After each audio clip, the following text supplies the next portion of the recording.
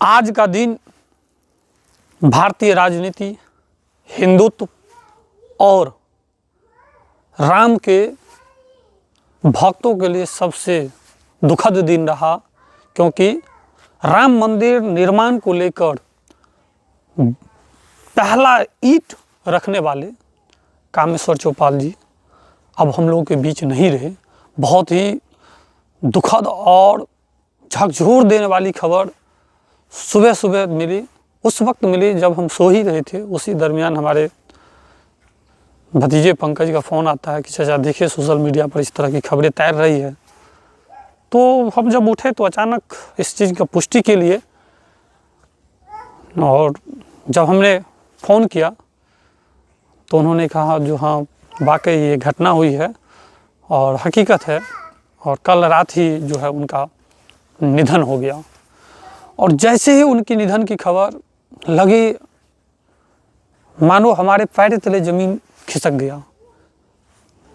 इसलिए क्योंकि मेरा गांव जो है परमानंदपुर से कामेश्वर चौपाल जी का बहुत ही गहरा नाता था। उनकी बेटी यहाँ पर है और उनकी वही बेटी है जिन्होंने कामेश्वर चौपाल जी की जब किडनी फेलियर हो गया था तो उस किडनी देने वाला एक समय था जो कोई नहीं था। ऐसे हालात में उनकी बेटी जो मेरी गांव की है और मेरी गांव की आन बान और शान है, और उन्होंने अपनी जान का परवाह किए बगैर अपने पिता के लिए अपना किडनी निकाल कर दे दी, और तब जाकर दिल्ली के सर गंगा राम हॉस्पिटल में उनका किडनी का जो है ट्रांसप्लांट किया गया। और जिसके बाद कामेश्वर चौपाल जी का वो ऑपरेशन भी सफल रहा। तकरीबन 6 माह वो ऑपरेशन के बाद जीवित रहे। इस दौरान उन्होंने बहुत सारी जो राम मंदिर बनने के बाद की जो तस्वीरें हैं, महाकुंभ की जो तस्वीरें हैं, सारी चीज़ को उन्होंने देखा अपनी आँखों से। और 9 मार्च 1989 ईस्वी को पहला ईंट उन्होंने रखा था। जब भी वो गांव आते थे, जब उनके बारे में उनसे हमें कई बार उनसे मुलाकात हुई है, कई बार बात किए हैं। पत्रकार बनने से पूर्व बहुत गहरा संबंध हम लोग का था। तो जब भी वो आते थे वो बताते थे, उनके साथ जो राजनीति करने वाले में दिग्गज नेताओं का कुछ मैं नाम बताना चाहूँगा।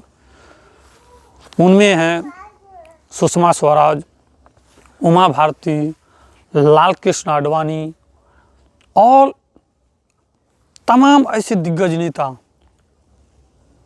और कैलाशपति मिश्रा जो हैं, उनके साथ उनका हमेशा से उनको मार्गदर्शन रहा। और कामेश्वर चौपाल जी आज के समय में देश ही नहीं पूरी दुनिया के लिए एक सामाजिक एकता, समरसता और हिंदुत्व के बड़े चेहरा थे।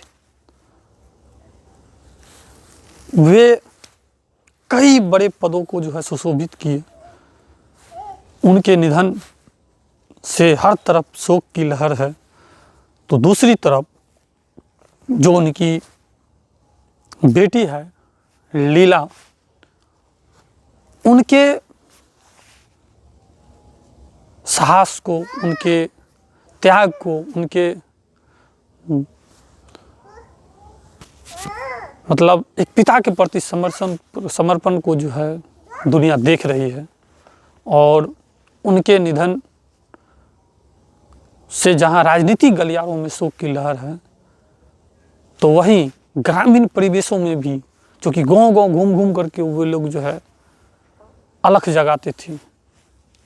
और उनके निधन पर प्रधानमंत्री नरेंद्र मोदी से लेकर के तमाम मुख्यमंत्री, उप मुख्यमंत्री और सोशल मीडिया और मीडिया में दिन भर उन्हीं का न्यूज़ आज ट्रेंड करता रहा।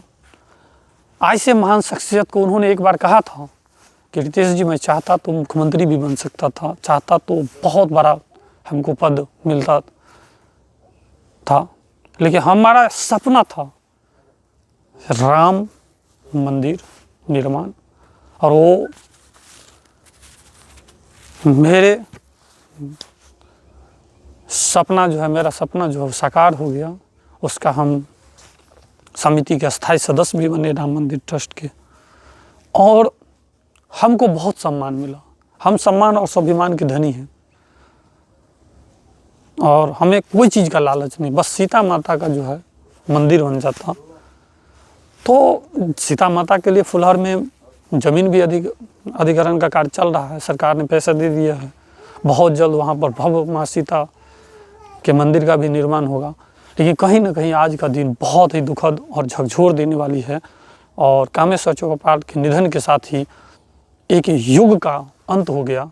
ऐसे ऐसे महामानव बिरले ही पैदा होते हैं इस संसार में, जो अपनी जान का परवाह किए बगैर, अपनी गरीबी का, परिवार का हालत का, माली अवस्था का परवाह किए बगैर लगातार निरंतर अपने संघ के लिए कार्य करते रहे, समाज के लिए कार्य करते रहे, और अंततः उनको 2 बार विधान परिषद भी जाने का मौका मिला।